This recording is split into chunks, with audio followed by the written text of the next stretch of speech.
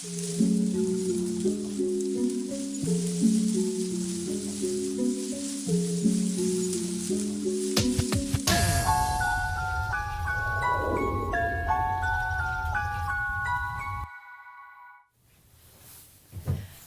and welcome, I'm Lara Eileen Deininger. I am Valeski Boer and you're watching Hooked Up with Nature. A show in which we highlight the diversity and possibilities nature brings here in Arizona. And in the spirit of nature, Lara Eileen, I have a question for you. If you were lost in wilderness, what would you do? First, I would try to find people and then drinkable water, I guess. Especially if I'm not able to find anyone. But I desperately hope that I will never find myself in a situation like that. I could get why. I know you would be able to manage though. You look a bit like Jane from Tarzan. Oh, I would love to be Jane. I mean, Tarzan does represent the ultimate hookup with nature. Unfortunately, Tarzan couldn't be here today. Instead, we set out to discover ways to experience nature, from working to playing to living in nature. Our reporter Laura van Oudenhoven explored a minimalistic lifestyle. Let's take a look.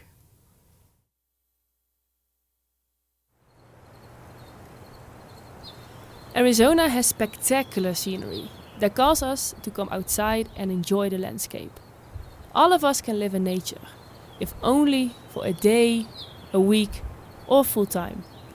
Living in nature can look a number of ways. Eating at a picnic table, camping in a tent or living under a roof. There is a visionary who is transforming camping experience and minimalized living in northern Arizona. He wants to create a community through tiny house experience. Meet Darren Dinsmore, a landscape architect, urban planner and nature lover.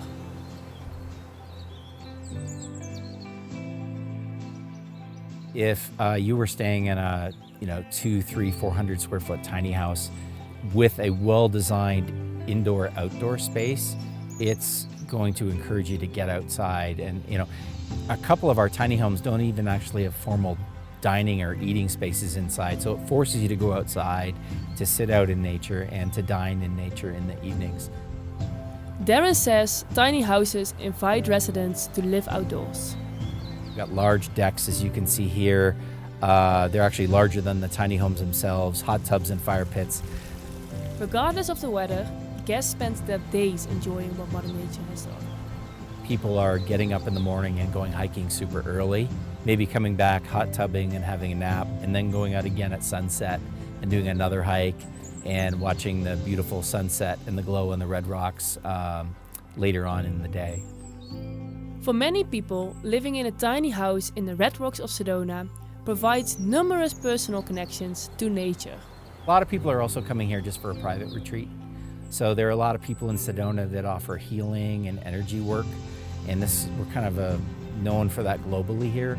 Another benefit of living in a tiny house is the opportunity for sustainable living, making the environment a big winner. With the tiny homes, we know that people use 1/6 of the water that you normally would in a hotel room, and half the energy as well. Meet Isaac Dudley, with Friends of the Verde River, who collaborates with Darren to improve the eco-friendliness of tiny houses. Here in our communities, we get 100% of our water from groundwater, 100% of our drinking water. Both men focus on water repurposing at the tiny houses.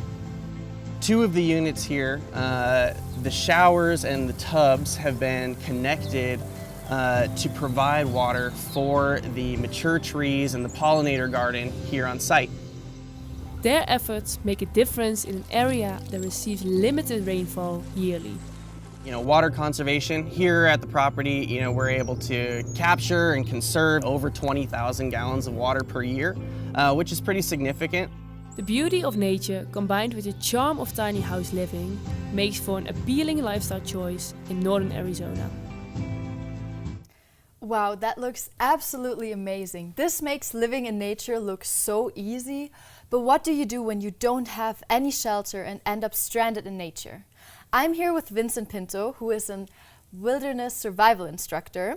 Vincent, you call yourself a naturalist, an ethnobotanist, an amateur astronomer, a conservationist, and a wildlife biologist. That's a lot of interesting job titles, but what does that actually mean? Well, down by Lake Patagonia, Arizona, I run Raven's Way Wild Journeys, my nature, adventure, and conservation organization. And our focus is to connect people with nature, wild journeys.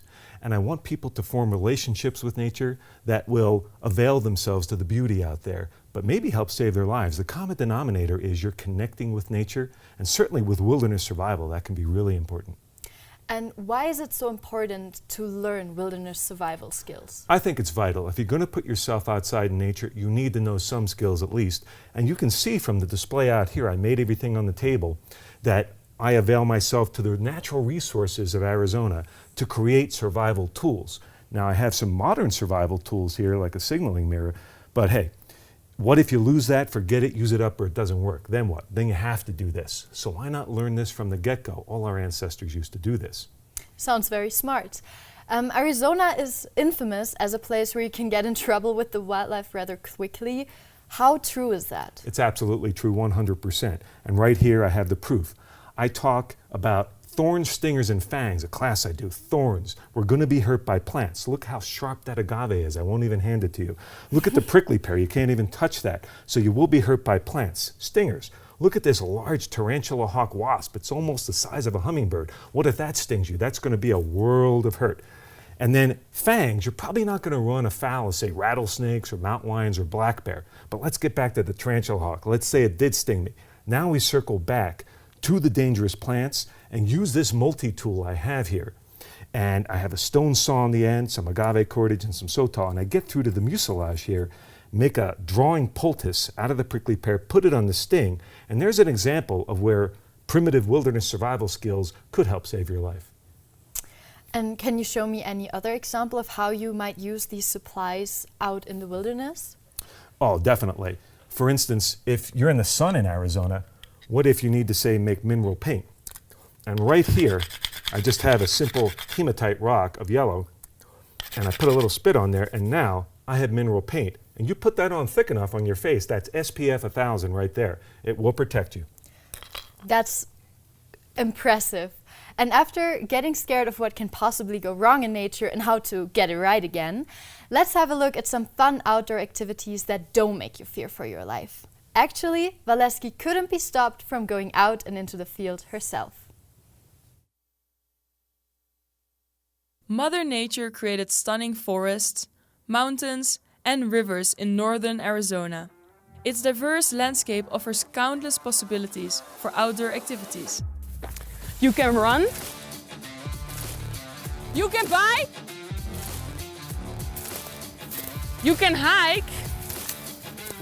But when you're up for something more challenging, Flagstaff Extreme Adventure Course offers you excitement and a variety of challenges along with a great workout in nature.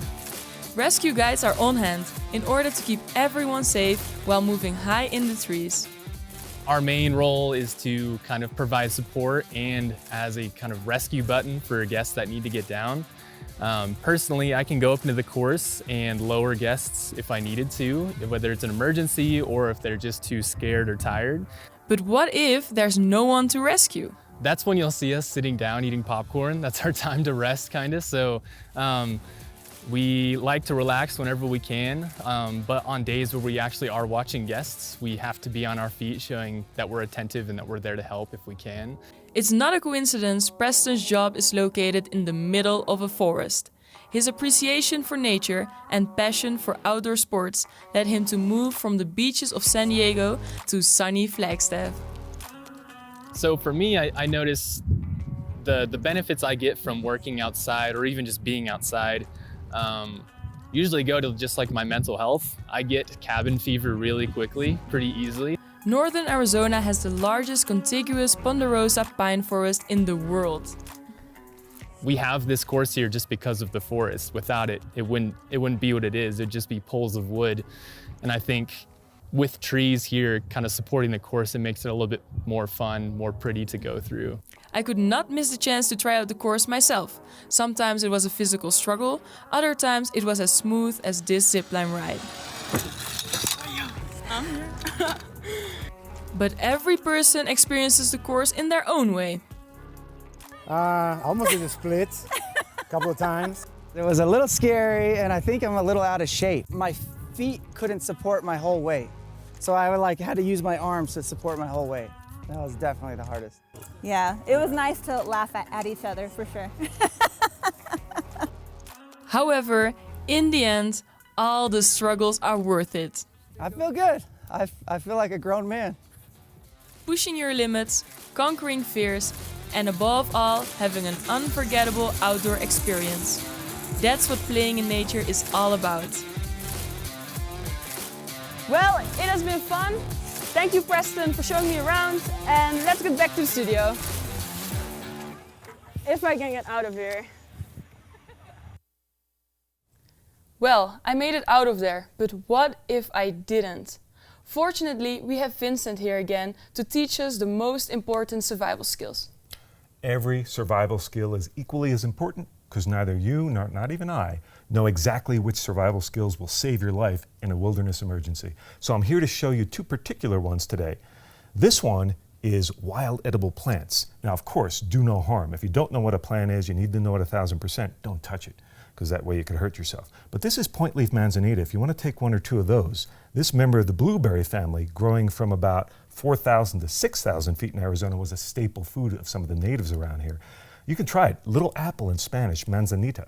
And so this is something that tastes sweet and sour. Watch the hard pit on your teeth. You don't want to hurt your teeth. But this is something that can give you some calories if you get a lot of it. But what if you only had this many? You might say, well, it's not worth it. But if you know what it is, imagine having a pack of gum out in the wilderness. That's going to help you a little bit. Gives you a psychological edge.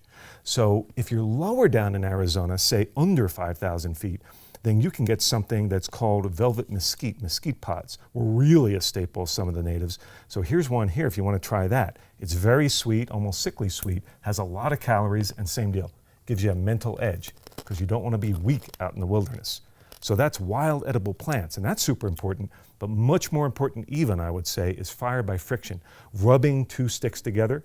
And we're going to show you the fire plow today, which is a Polynesian technique. We have a video clip we're going to show you of me actually making fire out in the field, something we can't do in the studio here. And you see me plowing back and forth in sotol. Sotol is a plant that is a member of the asparagus family, and it's lightweight but strong. And already you can see I have an ember there, and I'm carefully getting it out, moving that sotol so I don't spill it, and then going to put it very carefully, because this is like a baby, into a tinder bundle, a very specific arrangement of plants like a bird's nest. And once I put it in there, you can see me picking it up and cradling it and feeding it oxygen. Constant oxygen as much as I can, quick recovery in between, blowing into it, and that smoke is only increasing. When that smoke gets to billowing and very thick, then I better watch out for my face because that flame has singed my mustache before. That's not good. So you want to get right to that flame, and it's getting really close now. You can see that smoke is almost too much to bear, and then boom, fire. And you're going to put that fire into a fire structure, something like a little teepee made of wood. Now today, I actually brought a set with me. So what do you think? You want to give it a go? Yes, I'm curious to see how it looks up close. A lot different than seeing it in a video. So what I'm going to do is have you help me. And you're going to put your weight on the very end of it there so it doesn't move. And that's a huge help. And then we're not going to try to make an ember today. We're just going to go for smoke. So we're going to go back and forth, back and forth. Oh, wow. You can see that right there. And then you would hold it in there, then the ember comes out. I stopped just short of it on purpose because we are inside. And then you can take your weight off now. You can take that ember carefully, and if you don't have a tinder bundle, maybe you have something different, like this bizarre polypore fungus from a mesquite tree. And if you put that ember on there and treat it just right, this can smolder the ember for many minutes or even 10 hours in some cases like this one. Okay, so that's one way to make fire by friction. Impressive. Thank you for the insight. Are there any parting thoughts you'd like to share with our viewers? Absolutely. We've become aliens in the natural environment because we're no longer going out into nature. So I would say we have to learn to return, use natural resources wisely, and in doing so, save your life, mine, other people's, but also the planet maybe. Wow, nicely said. Luckily, there are also rangers out there saving us from misery. Our reporter Julia Pollich came across one in the Coconino National Forest. That's me, stranded in the middle of breezy northern Arizona, in search of something that will sweep me off my feet. And here comes my chance for an adventure. Looks like this ride will take me to the Viva V Heritage site in the Coconino National Forest. This stunning area is managed by Nick Massoni, a park ranger who followed his calling. I give tours, I interpret history, I try to relate the past to people's lives nowadays. I try to connect them to nature, and what I really try to look for is those moments where I can get people to say wow. Those are the ones that really make me feel good inside. Before that, I was in the military for about 6 years. I was in the Air Force and I was stationed in New Mexico. It was pretty awful. I got out of the Air Force and I just wanted to get outside. I needed to get outside. This was my escape, and now it's my job. One of Nick's specialties is explaining the petroglyphs and giving his unique vision to it. They carved a calendar into the wall. Depending on where the light hits, that tells you when certain solar events are occurring. And you have the pictographs. Look at the patterns that you see and make stories through them. But you know, the people that do know are the people that carved them, and they lived 1,000 years ago. Volunteers come to help preserve the heritage site. One of them is Rick Perez. I like to show the wall. I'm still learning, and there's 1,032 petroglyphs there, so I think they've got about 5% of that figured out. Probably never know this wall like some of these guys do, but you know, that's the challenge. Despite the beautiful petroglyphs, it's important to be aware of the huge and not to be underestimated wildlife. I want to experience that myself. Jim is a volunteer at the Coconino National Forest, and he has a rattlesnake with him. He owns it for already 5 years. Yep. And now we will open the bucket, and I will probably step a little bit further away because it's dangerous. Yeah. But yeah, you can start. You ready? I think you're ready. Okay.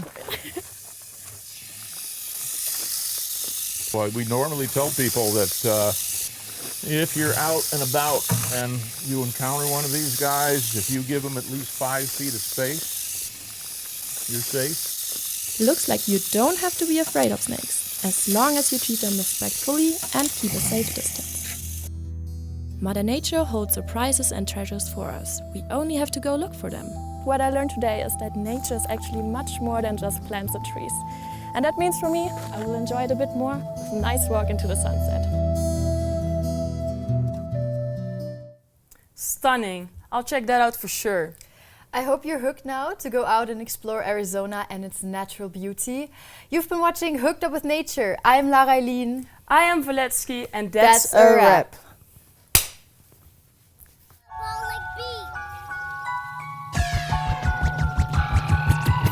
Yo, listen up, let me introduce you to the crew. From NL to the US, we made all of this come true. Woo! Have to say, Julia got us through. Honestly, best producer that I ever knew. Laure, floor director, bussin' the set. Bet, she'll make sure not to upset. Vilma, cashier, killer, directing shots, connecting dots, stop staging the plot. Next up, Elias, the technical director, with a big ass machine called a projector or a selector. A connector, working with Iris working on them vectors, making graphics pop through the show non-stop. What about the video player? Where is Corina? What's up? She got a display, slay and pray for no flop. Brings us to audio, it's Yammer had to keep on top. Mic check, what the heck? He'll be back. We call him Jelmar, checking on the soundbar. Behind the camera, who there? Maya and Julia. Third camera is Salim, putting all the close-ups in. And who's in the scene? It's me and Lara Eileen. We're the anchors, dropping all the bangers. Skr, skr. Wow. Valetsky is out.